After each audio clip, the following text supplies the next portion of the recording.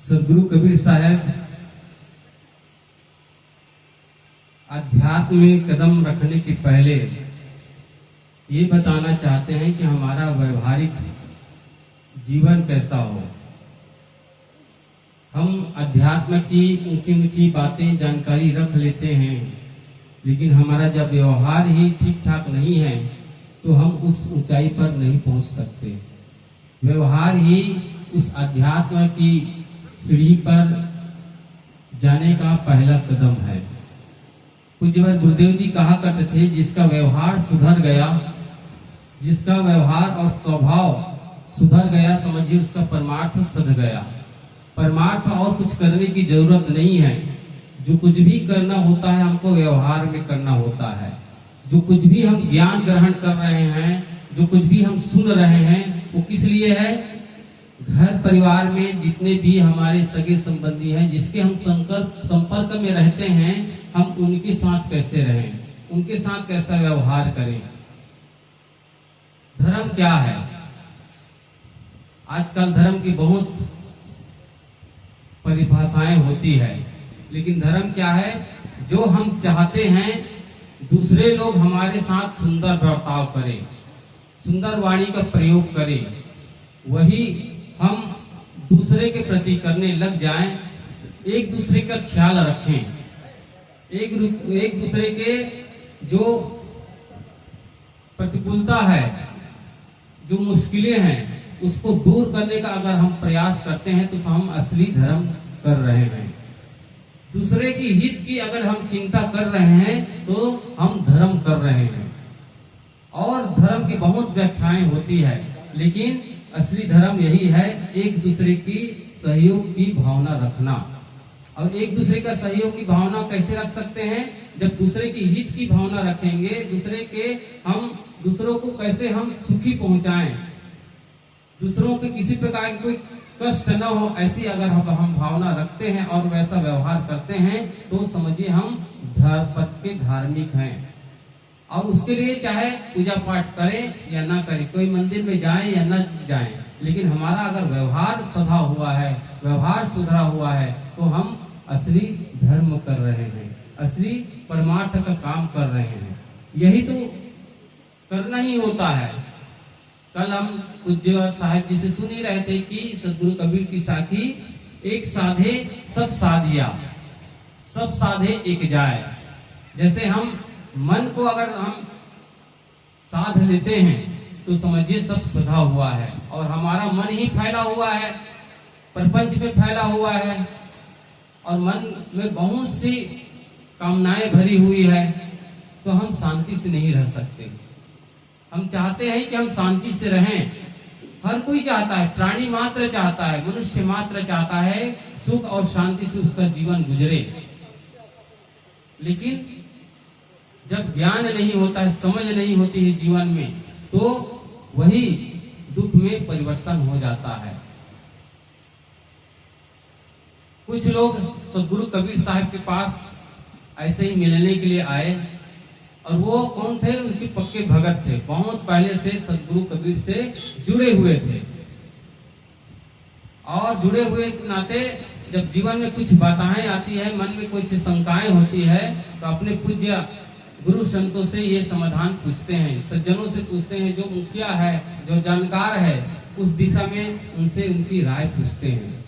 तो ऐसे ही बैठ गए, लोग बैठे, और किसी ने प्रश्न किया कि गुरुदेव, मैं सुख तो पाना चाहता हूँ, शांति तो पाना चाहता हूँ,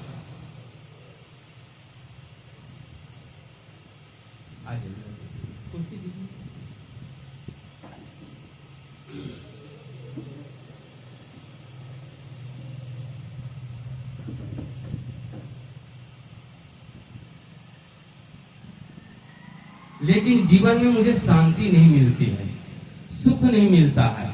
करता तो हूँ, साधना भी करता हूँ, व्यवहार अपना सुधारने का प्रयास भी करता हूँ, फिर भी मुझे सुख और शांति नहीं मिल रही है। इसका उपाय बताइए। सदगुरु कबीर ऐसे ही सामान्य भाषा में भी बोलते थे, आप उसकी वाणी को आप सुनते ही हैं। और जहाँ विद्वान हैं बड़े बड़े पंडित है वो उनकी भाषा में भी अपनी वाणी का प्रयोग करते थे, बताते थे। सामान्य जन है तो उनकी भाषा में बोलते थे। अब जब समझ में ना भी ना आए तब सदगुरु कबीर साहब ऐसे शब्दों का, ऐसी वाणी का प्रयोग करते थे कि लोग उस पर रिझ जाए, जानने की चेष्टा करें। और आप हिंदी साहित्य में जब कभी भी अध्ययन करेंगे, महापुरुषों को अध्ययन करेंगे, तो सदगुरु कबीर साहब ने जितनी उलटवासी पद कहे हैं उतनी कोई महापुरुष ने नहीं कहा है। उन्होंने समझाने की दृष्टि से एक वाक्य कहा, एक पद कहा, एक भजन कहा, तो ही रोकन वाला कौन मगन से जाओ चले। सदगुरु कहते हैं कि ऐ पगले, अरे तुझे रोकने वाला कौन है? मुक्ति के मार्ग में जा रहे हो, शांति के मार्ग में जा रहे हो, दुख को मिटाने के मार्ग में जा रहे हो, आखिर तुझे रोकने वाला कौन है? रोकता कौन है? हम ऐसे कार्य करते हैं जो सामाजिक दृष्टि से, पारिवारिक दृष्टि से गलत होता है, उसके लिए रोका जाता है। कोई गलत खान पान कर रहा है, कोई चोरी करने के उद्देश्य से कुछ जा रहा है और जानकारी हो जाए तो उसके हितैषी जन हैं, उसके परिवारिक जन हैं, उसको समझाने की चेष्टा करते हैं कि ये काम मत करो। लेकिन कोई कहे कि मैं सत्संग में जा रहा हूं, इसके लिए कोई समझाते हैं क्या? बड़ी खुशी से जाने के लिए एक राय दे देते हैं। सत्संग में जाना मतलब अपने सुख और शांति को प्राप्ति करने का एक मार्ग पाना है। सदगुरु यही बता रहे हैं कि तू रोकन वाला कौन मगन से जाओ चले। ऐ पगले, ए भोले भाली भगत, आप कहते हैं कि मुझे सुख और शांति नहीं मिल रही, मैं साधना भी करता हूँ, उसके बावजूद मुझे सुख शांति नहीं, तुझे रोकने वाला कौन है? रोकने वाला मुख्य बाधा क्या है? हमारे अपनी मान्यता, हमारे अहम भाव, हमारे अहंकार, हमारी जो अविद्या है, उसके वजह से हम उस पर्दा को नहीं हटा पाते हैं, अज्ञान के पर्दा को हम नहीं हटा पाते हैं, जहाँ इसके आगे सत्य का दर्शन होता है। सदगुरु यही कह रहे हैं कि तो ही रोकन वाला कौन मगन से जाओ चले। आगे की जो कड़ी क्या कह रहे हैं सदगुरु?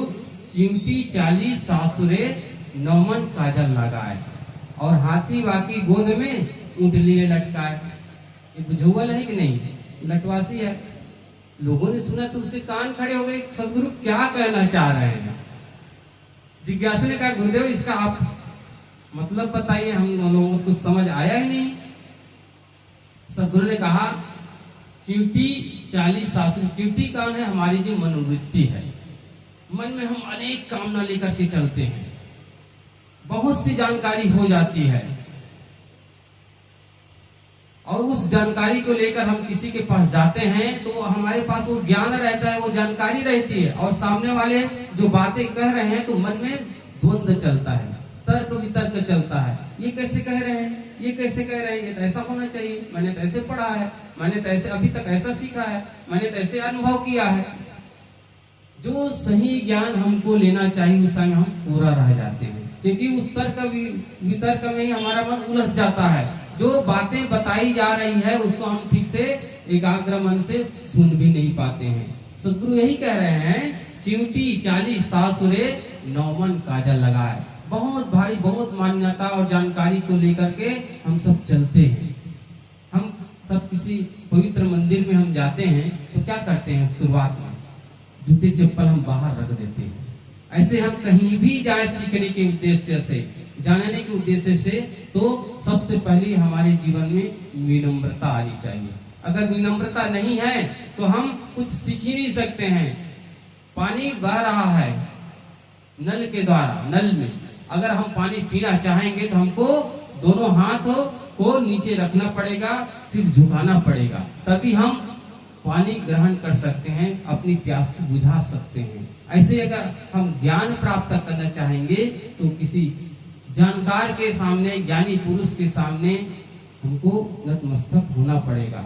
उसमें अहंकार की भावना नहीं रहेगी। जानकारी जो हम रखे हैं उसको भी एक साइड करना पड़ेगा। इसके लिए कहा जाता है कि कोई व्यक्ति आया एक संत के पास और उनसे निवेदन किया कि गुरुदेव आप कुछ ज्ञान की बातें बताइए। गुरुदेव उसके मनोभाव को समझ गए, उनके व्यवहार को जानते भी थे। ये आदमी आया तो है लेकिन जानकारी लेने के लिए नहीं आया है। उसने क्या किया, उसमें पानी पूरे भर दिया और ऊपर से उसके स्वागत के लिए क्या किए, दूध मंगाया, अपने सेवक से दूध मंगाया और उसी गिलास में डालने को कहा। तो वह जो व्यक्ति जो गया हुआ था वो आश्चर्य हुआ, इसमें पानी भरा हुआ है, इसमें दूध कैसे आएगा, दूध तो बह जाएगा। वो डाल रहा है, दूध बह रहा है। उसने कहा गुरुदेव इसमें तो पानी भरा हुआ है, पानी को अगर हम खाली करेंगे तभी दूध इसमें आएगा। गुरुदेव ने समझाते की दृष्टि से कहा कि इसी प्रकार से तुम्हारी जितनी जानकारी है उसको खाली कर दो, तभी जो तुम जानना चाह रहे हो, जिज्ञासा कर रहे हो, वो तुम्हें समझ में आएगा और समझ में आकर के ही तुम उसको ग्रहण कर पाओगे। जब तक हम विनम्र नहीं होंगे, अपने को छोटा मानेंगे नहीं, तब तक हम कुछ सीख नहीं सकते। सदगुरु यही कह रहे हैं कि च्यूटी चाली सासुरे नौमन काजल। बहुत मान्यता, बहुत जानकारी को लेकर हम चलते हैं और ज्ञान पाना चाहते हैं तो मन में बहुत से द्वंद चलता है, तर्क वितर्क चलता है, ये कैसे होगा, ये कैसे होगा। हम असली बात को हम भूल जाते हैं। सदगुरु क्या कहते हैं, हाथी वाकी गोद में और ऊँट लिए लटका है। हम क्या करते हैं, अहंकार, जानकारी के अहंकार को लेकर के हम चलते हैं। मैं अमुक पद में हूँ, मेरे पास इतनी धन संपत्ति है, मेरी इतनी जानकारी है, मैंने गीता का बहुत पाठ किया है, बहुत जानकारी है, इसके मैं हर एक श्लोक को एक एक करके मैं बता सकता हूँ, मैंने बीजक का बहुत अध्ययन किया है। ऐसे ही कोई भी ग्रंथ हो जिसके जीवन में ऐसा है और विनम्रता नहीं है जीवन में, तो वो ज्ञान को ही ज्ञान ही क्या, वो ज्ञान उसको डुबो देगा। अहम भाव आ जाता है, अहंकार की भावना आ जाती है, विनम्रता नहीं रह पाती है, इसलिए हम उस शांति धन से दूर चले जाते हैं। यही तो सदगुरु कह रहे हैं कि शांति क्यों नहीं आती है। हम साधना भी करते हैं, संयम भी बरतते हैं, लोगों के साथ अच्छा बर्ताव भी करते हैं, लेकिन हमारी जो मान्यता है, हमारी जानकारी है, उसको हम छोड़ नहीं पाते हैं। और वही उस समय हमारे लिए अविद्या का काम करता है, पर्दा का काम करता है। जहाँ हमको सत्य का दर्शन होना चाहिए, उनसे हम दूर चले जाते हैं। सदगुरु यही कह रहे हैं कि च्यूटी चाली सासुरे नौमन काजल लगाए और हाथी वाकी गोद में ऊँट लिए लटका है। हाथी है काम वासना, कामना, अपेक्षा। केवल स्त्री पुरुष का मिला नहीं काम वासना नहीं होता है, वासना बहुत से होता है, अपेक्षा बहुत से होती, इच्छाएं बहुत से होती है। कोई एक पद पा गया और बहुत से उसके अनुयायी हो गए तो उसके मन में कामना जगती कि मैं और ऊंचे पद में चला जाऊं, लोग मुझे और मानने लग जाए।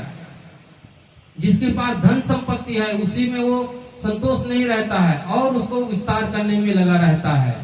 और इस कारण से जो सुख से रहना चाहिए, शांति से रहना चाहिए, वो सुख धन और शांति धन से वो दूर चला जाता है। सदगुरु यही बता रहे हैं कि ऐ पगले तो ही रोकन वाला कौन, मगन से जाओ चली। आइए इस पद को थोड़ा सा दोहरा लें। अभी पूज्यवर साहब जी थोड़ी देर में हम सबके बीच में मंचासीन होने वाले हैं, 12 बजने ही वाले हैं, तब तक इस भजन को हम दोहरा देते हैं। तो ही रोकन वाला कौन, मगन से जाओ चली। तो है रोकन वाला कौन, मगन से जाओ चली। मगन से जाओ चली, मगन से जाओ चली। तो है रोकन वाला कौन, मगन से जाओ चली। च्यूटी चाली सासुरे नौमन काजल लगाए। च्यूटी चाली सासुरे नौमन काजल लगाए। हाथेवा की गोद में ऊँट लिए लटकाए। हाथेवा की गोद में ऊँट लिए लटकाए। तो है रोकन वाला कौन, मगन से जाओ चली। मगन से जाओ चली, मगन से जाओ चली, तुहे रोकने वाला कौन, मगन से जाओ चली। अंधा था तब बोलता, बच्चा बोलत नाही, अंधा था तब बोलता, बच्चा बोलत नाही। सट दर्शन संशय पड़ी, जीवों को गम नाही।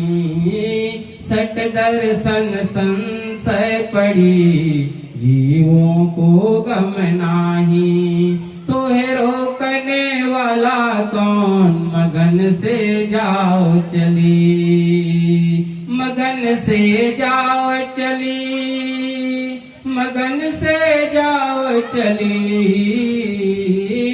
तुहे रोकने वाला कौन, मगन से जाओ चली। पहले तो मैं जन्मिया, पीछे बड़ा भाई, पहले तो मैं जन्मिया, पीछे बड़ा भाई।